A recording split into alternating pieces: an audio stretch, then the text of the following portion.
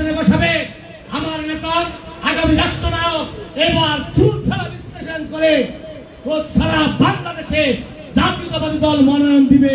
সেই মনোনয়নে যদি প্রতিযোগিতায় জিতেন এমপি হন, আপত্তি নাই। 17 বছর এহসানুল হক মিলন, নাজমুন নাহার বেবি, খায়রুল আবেদিন স্বপন থেকে শুরু করে সমস্ত নেতৃবৃন্দ মামলা হামলা খেয়ে, হুলিয়া খেয়ে, আহসানুল হক মিলন 38টা 29টা মামলা খেয়ে, 38টি 39টি মামলা খেয়ে 1.5 থেকে 2 বছর জেল খেটেছে। আমার বোন নাজমুন নাহার বেবি বাংলাদেশের প্রত্যেকটি জেলের মধ্যে একজন নারী হয়ে আমেরিকার নাগরিকত্ব সেখানে সাথ ছেড়ে দিয়েছে, দলিয়েছে। আর আপনারা এসে এমপি হয়ে যাবেন, আপনারা এখানে সদস্য ওখানে সদস্য, কয়টা মামলা খেয়েছেন?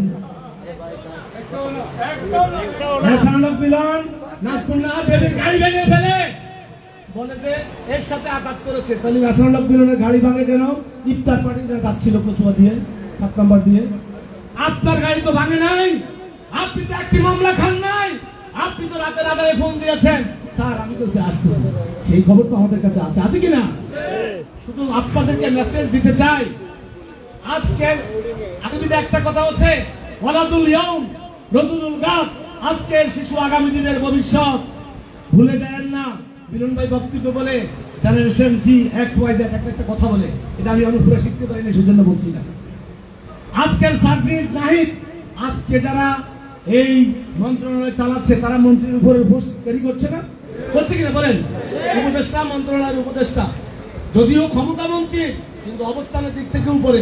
আজকে কি তাদেরকে সচিবরা স্যার ডাকে না? আপনারা ভুলে যাবেন না। আজকে এহসানুল হক মিলন আছে, নাজমুন নাহার বেবি আছে। এহসানুল হক মিলন, নাজমুন নাহার বেবির হাতে গড়া যেই সমস্ত সোলজার রয়েছে, শহীদ রাষ্ট্রপতি জিয়াউর রহমানের শহীদরা রয়েছে, এখানে এমপি হওয়ার মতো 100 জন যোগ্য ব্যক্তি আছে এহসানুল হক মিলন এবং নাজমুন নাহার বেবির পরে এই কচুয়া, আছে কিনা বলেন?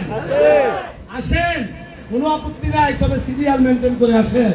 না হয় এটা 2018 সাল নয়। এহসানুল হক মিলনকে মামলা দিয়ে ধরে কুদাই নিয়েছেন, আমাদেরকে নাজমুন নাহার বেবিকে, আমাদের বিএনপি নেতৃবৃন্দকে কোর্টের আদালতে মামলা নিয়ে দৌড়াচ্ছে। আর মনোনয়ন নিয়ে এসে জামানত বাতিল হয়েছে, এই সুযোগ কিন্তু এবার হবে না। আপনাদেরকে কথা দিতে চাই,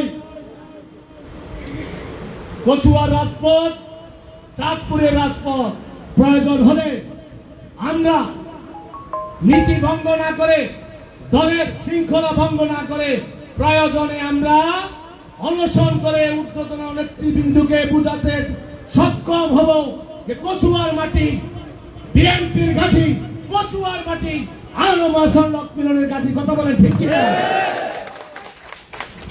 2018 সালে কি আপনারা ভয় পেয়েছেন? এই যে সালে ভয় পেয়েছেন? আমি কথা দিচ্ছি, আমি আপনাদের ঢাকার রাজপথে আপনাদের সাথে থেকে আমাদের অধিকার আদায় করার জন্য